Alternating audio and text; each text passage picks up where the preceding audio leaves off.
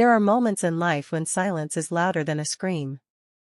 I remember the night when I finally did the one thing that shook my husband to his core. His eyes widened in disbelief, his hands trembled, and for the first time, he looked powerless before me. He thought his affairs were buried under late-night meetings, unexplained business trips, and well-polished lies. He thought I was the quiet, obedient wife who would never dare to look deeper. But he was wrong. I knew everything, and when the time came, I did not confront him with words, I confronted him with action. Before I take you through my story, I want to pause and thank every single one of you who has joined this community. To all my subscribers, your support means the world. To my new viewers and even those who are watching but have not yet subscribed, I cannot wait for you to hit that subscribe button. That single click is the fuel that keeps this channel alive, the energy that powers these stories into your homes. Please, do not just watch in silence, drop your thoughts in the comments below. I read them all, and every word inspires me to keep going. Now, let me take you back to where it all began. My name is Claire, and I am a 38-year-old woman living in the suburbs of North Carolina. For years, people envied my life. A beautiful home, 2 children, a handsome husband named Michael, and a marriage that seemed untouched by the struggles others whispered about. We lived in a neighborhood where couples smiled for Christmas photos, where lawns were trimmed to perfection, and where women like me walked hand in hand with their husbands at block parties. To everyone on the outside, we were the ideal family. But what outsiders never see are the cracks that spread silently beneath the paint of perfection. Michael was charming, too charming. He had the kind of smile that could disarm anyone, the kind of confidence that made people believe in him instantly. When we first met, I was swept off my feet by his ambition and his ability to make me feel like I was the only woman in the room. I trusted him completely. But trust is fragile, and when it is broken, it cuts deeper than any blade. The first crack appeared when his phone began to live in his pocket like a hidden treasure. Michael was never secretive before, but suddenly, text messages arrived at odd hours, and he would tilt the screen away from me as if he was shielding the light. His late nights became more frequent. At first, it was work. Then it was business dinners. Later, it was simply, "I will explain later." But explanations never came. I told myself I was imagining things. I told myself he was just tired, just busy, just distracted. But then I began noticing changes in the details that only a wife would see. The faint trace of perfume on his shirts that was not mine. The quiet hum of happiness when he looked at his phone, a smile slipping across his face when he thought I was not watching. The way he would step outside to take calls, speaking in hushed tones that ended with laughter not meant for me. I remember the first time I searched his car. My hands were shaking as if I was committing a crime.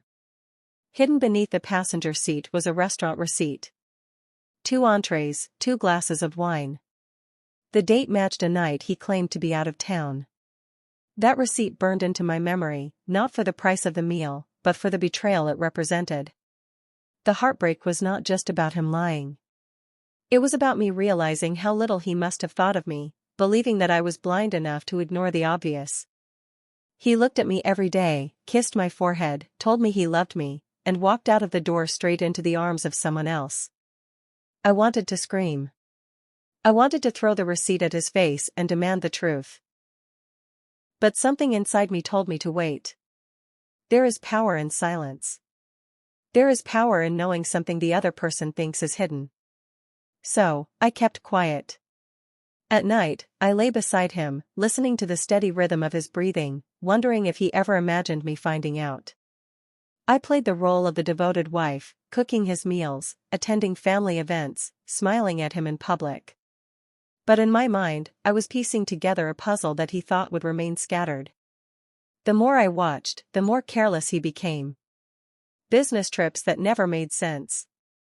A hotel charge on a credit card that he tried to pass off as a client dinner. His suits began smelling faintly of a fragrance I later discovered belonged to a woman who worked at his office. I could have exploded, but instead, I built a fortress of patience. It was not easy. Betrayal does not just hurt, it reshapes you. I looked in the mirror and saw a woman who felt less than enough. Was I not attractive enough? Was I not supportive enough? Why would the man who promised me forever seek pieces of himself in other women? The pain was unbearable, but it also gave me a strange kind of strength. I decided that if he wanted to play a game of lies, then I would play a game of truth. Only, I would be the one holding all the cards. He thought I did not know. He thought he was safe inside his carefully woven net of deception. But every day, I was gathering proof, storing it like weapons I would one day use. I became skilled at hiding my emotions. When he kissed me, I smiled back. When he said he loved me, I said it too, even though each word tasted bitter. I wanted him to believe that I was still blind. I wanted him to feel confident, to lower his guard, so that when my moment came, it would hit him like a storm he never saw coming. That moment was not here yet, but as I watched him slip further into his lies, I knew it was only a matter of time. He thought he was the hunter, but little did he know, I was the one watching, waiting, and preparing. And when I finally struck, it would not be with tears or begging. It would be with something far more powerful, something he would never forget. The thing about betrayal is that it never arrives all at once. It creeps in quietly, a shadow slipping through the cracks of a once sturdy home. It starts with small lies, then grows into secrets, and finally blossoms into a life that exists parallel to the one you thought was yours. Michael believed he was the master of that life, balancing family and forbidden pleasures. What he never knew was that I was watching every detail, gathering pieces of his double existence with the patience of a hunter.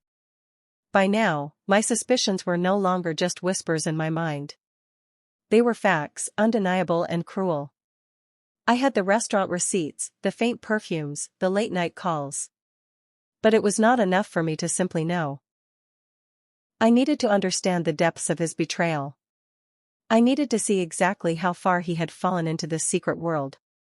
I began with his phone. He was careful, but not careful enough. Michael had a habit of leaving it charging in the kitchen overnight.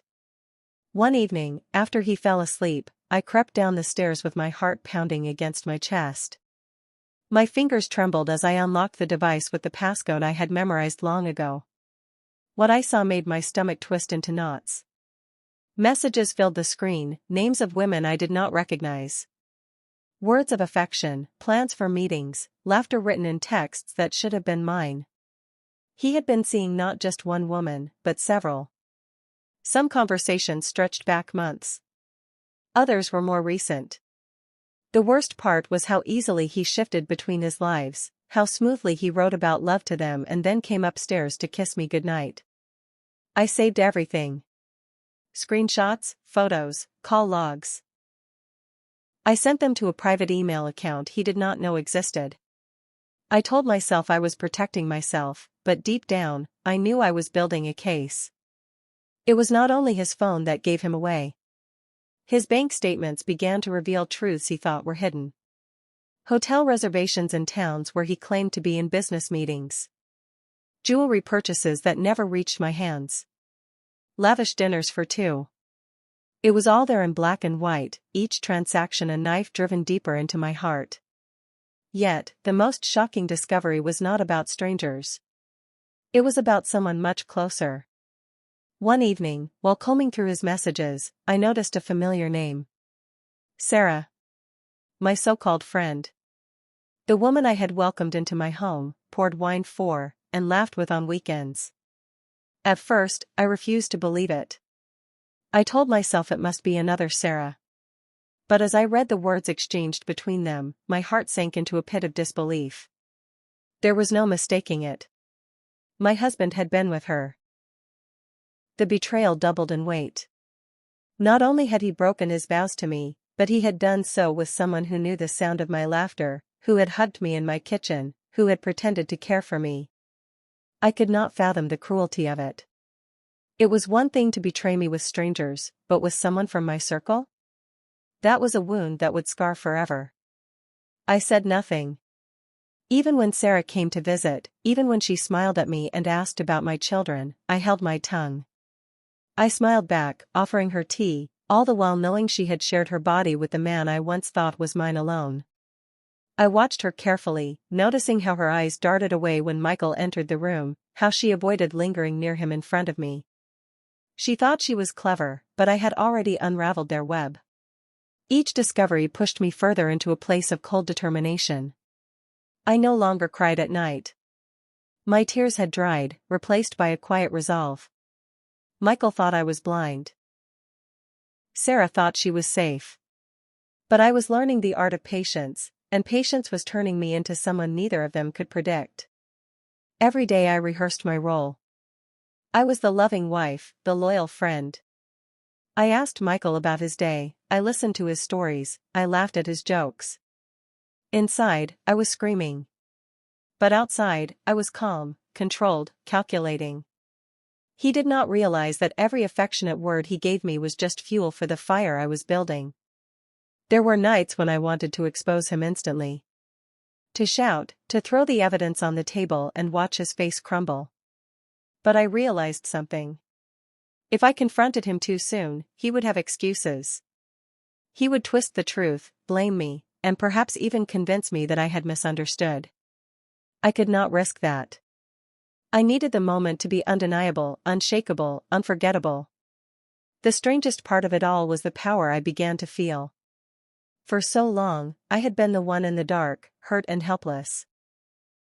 But now, I carried a secret that made me stronger.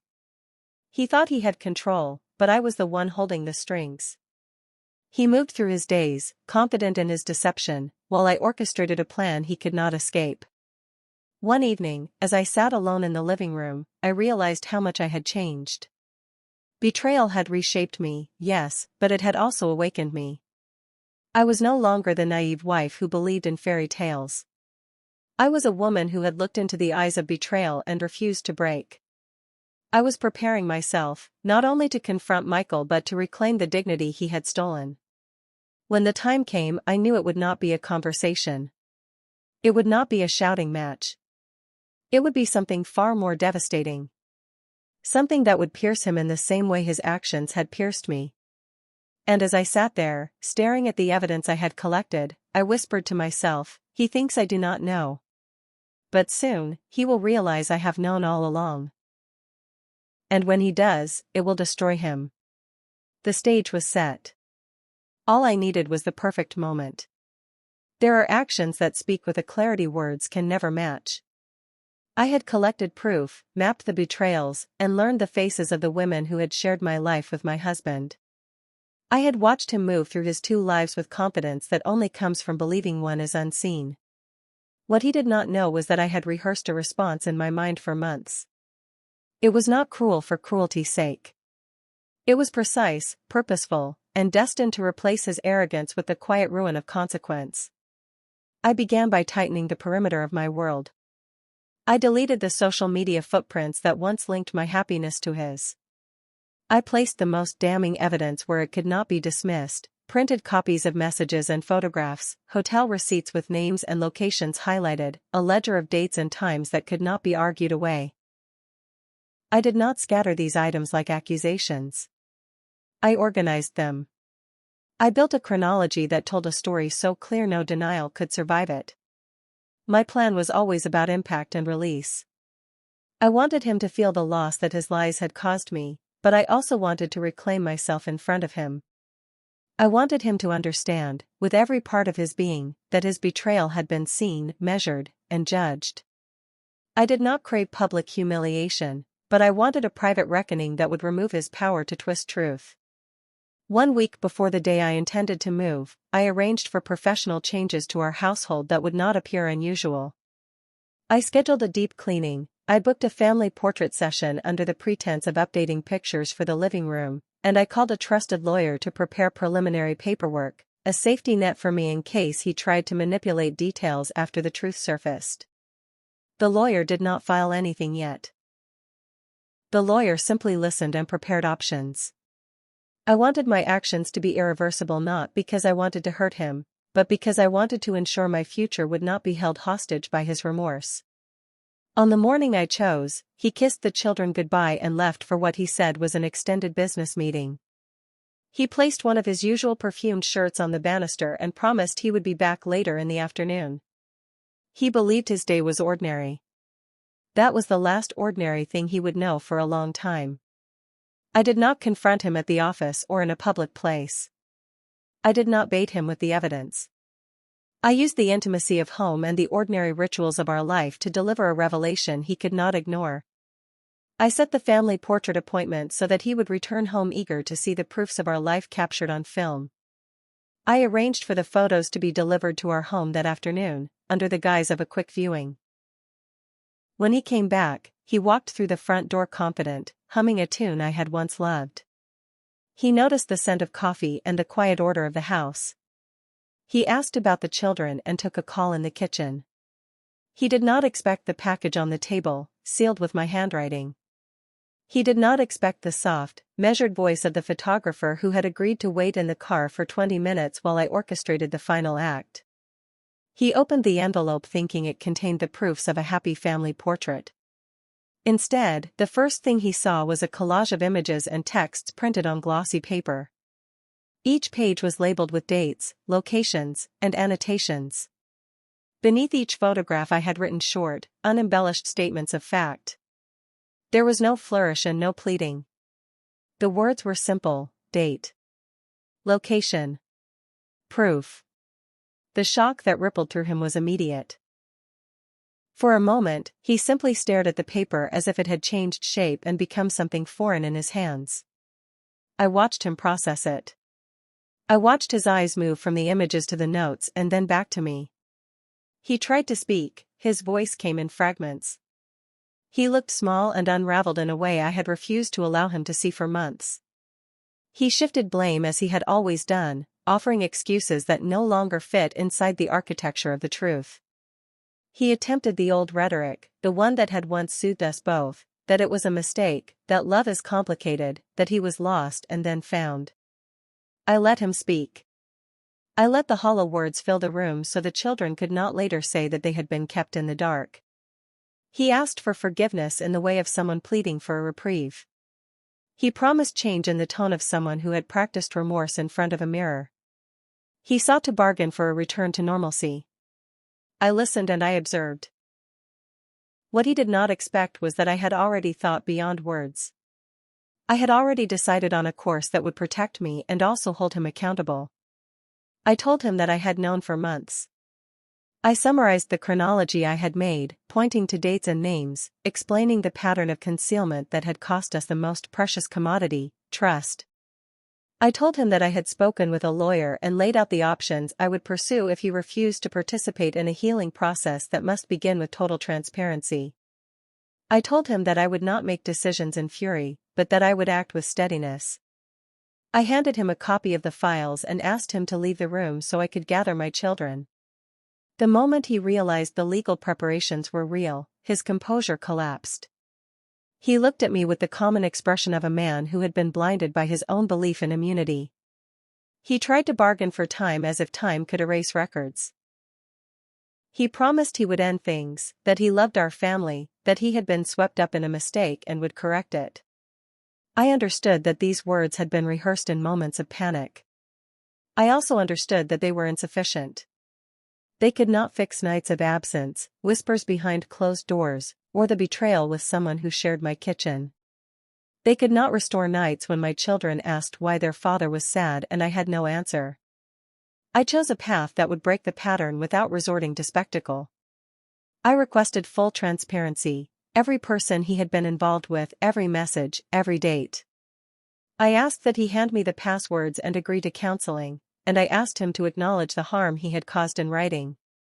I offered him one ultimatum: either participate in a process that might, with tremendous effort, rebuild a new kind of honesty between us, or accept that I would move forward alone. He could not accept the first option with sincerity.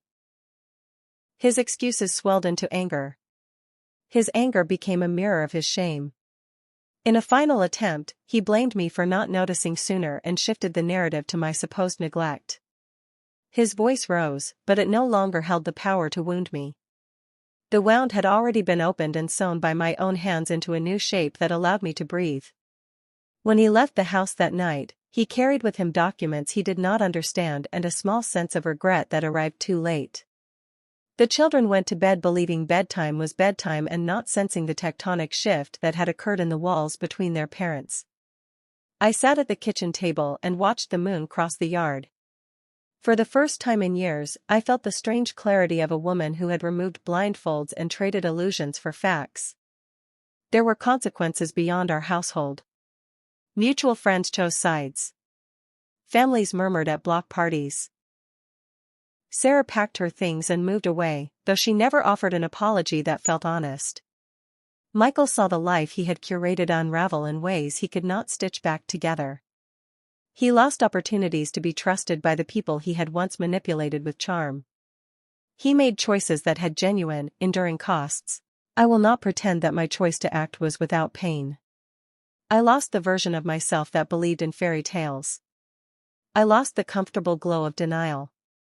Yet I gained something I had not had in a long time, self-respect that was not tied to his approval. I gained a voice steady enough to name what had been done. I gained the right to imagine a life that centered my children.